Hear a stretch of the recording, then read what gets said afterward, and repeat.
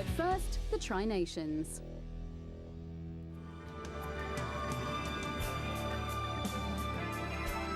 Fourie du Preez is the latest in a distinguished line of South African scrum halves.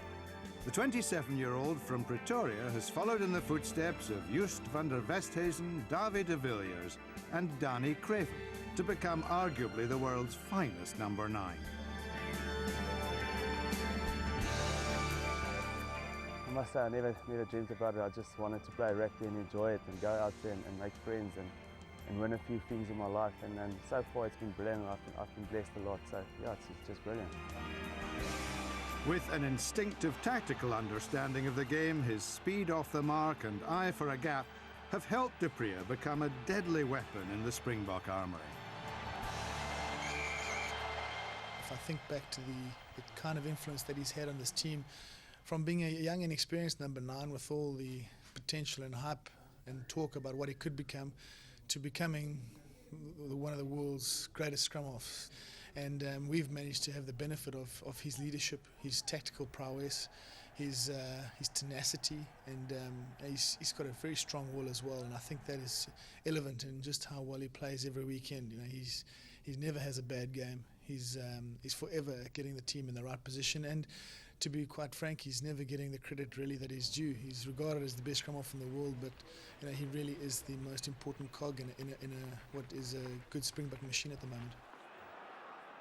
It's a team that's recorded 2 successive wins against the All Blacks and a series victory over the Lions. An exciting squad for any player to be a part of.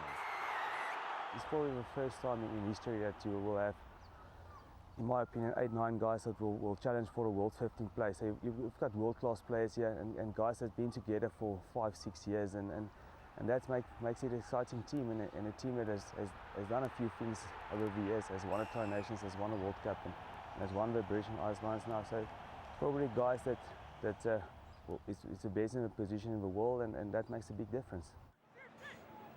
And that belief in one another would be a key factor against Australia in the 4th round of the Tri-Nations.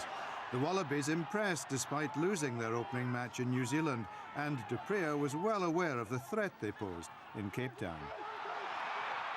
They're quite dangerous. They're one of the best 2-3 teams in the world, and they've got some exciting backs and a team that's settled down and quite a few youngsters coming through. So it's going to be a big challenge playing against them.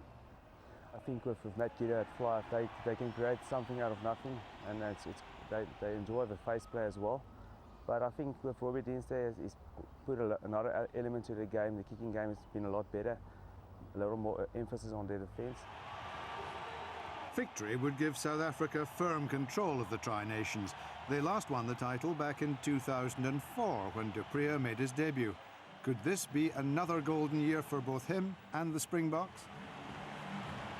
Yeah, it would be great. It will almost make it the best year the Boks could ever have. I always thought 2007 the Boks, as the South African rugby nation, will never have a year like that again. And it started off well with Super 14, and it just kept on going. So obviously it will make it definitely the best year ever for myself. So it's a big challenge for us. Robbie Deans naming an unchanged lineup for the first time since he took over as coach.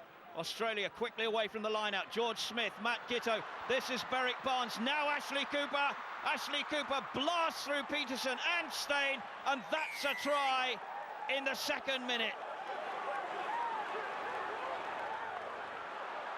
But after the perfect start, Australia's indiscipline allowed the Springboks back into the match. Morné Steyn landing 3 penalties. Steyn's proving absolutely deadly with the boot, and that's 3 more. Spieth straying offside. Robinson for Sharp. Smith is in there playing scrum half again. This is Berwick Barnes. That's on target. Barnes with a drop goal. Australia ahead again. De Villiers. De Villiers runs into trouble, does well to set it back. Du Preez, and Steyn is in position. Lovely drop goal by Steyn. Only 6 caps, but already he looks a seasoned international. John Smith's captained South Africa to 5 wins over Australia in South Africa. Now this is du Preez. Du Preez with the up and under. Ashley Cooper calls for it. Good take, good tackle by Juan Smith. South Africa have it. Clever kick by the captain. Now Turner loses it. Matfield, his first try for 5 years. Australia faced an uphill task when Matt Giteau was yellow carded for an illegal challenge on Du Preez. He was joined in the sin bin a minute later by Richard Brown. The outside half, though, managed to redeem himself in the second half. This is the best Australian opportunity for some time. George Smith. This is Matt Giteau. Lovely sidestep. Excellent try by Matt Giteau. Trailing 26-17, the Wallabies infringed again, and George Smith became the third visiting player to see yellow, allowing Steyn to kick his 7th penalty and secure a 29-17 victory for the Springboks.